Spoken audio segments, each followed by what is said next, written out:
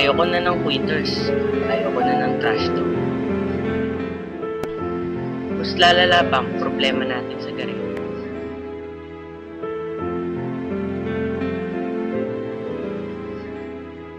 Sa katamaran ng pagbalo.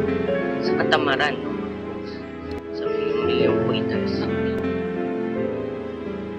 Sa milyong-milyong manlalaro. Di ako quitter.